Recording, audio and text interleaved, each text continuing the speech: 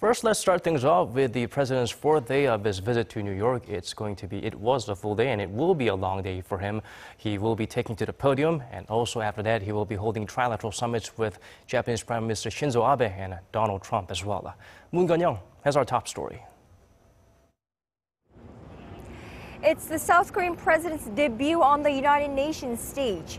He's had a busy couple of days this week in New York, but it's this speech at the UN General Assembly happening in 45 minutes' time that the entire world will have their eyes fixed on. President Moon Jae-in will take the podium at the 72nd UN General Assembly Thursday morning local time to deliver a speech before around 127 world leaders gathered for the annual meeting at the UN headquarters in New York. The new South Korean leader is scheduled to speak after the leaders of Serbia and Haiti and will become the first South Korean president to address the UNGA in his first year in office since South and North Korea together joined the United Nations in 1991.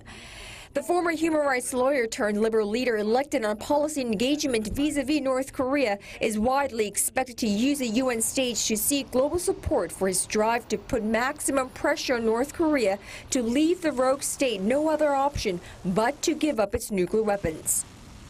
Following his speech at the UN, South Korean President Moon Jae-in will meet with his U.S. counterpart to discuss North Korea's nuclear crisis amid escalating tensions over whether President Donald Trump's harsh rhetoric against North Korean leader Kim Jong-un could lead to a miscalculation.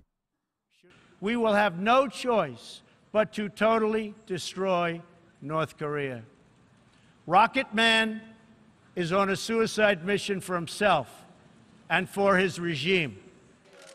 Presidents Moon and Trump are to sit down at midday on the last day of Mr. Moon's visit to New York, where he met with a flurry of foreign leaders gathered for the annual UN event. That one-on-one will be followed by a lunch hosted by the U.S. president, along with Japanese Prime Minister Shinzo Abe.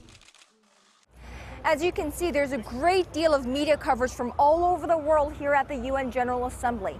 And with issues in the Korean Peninsula topping the agenda this year, both what the South Korean president says and what he doesn't say will surely make international headlines.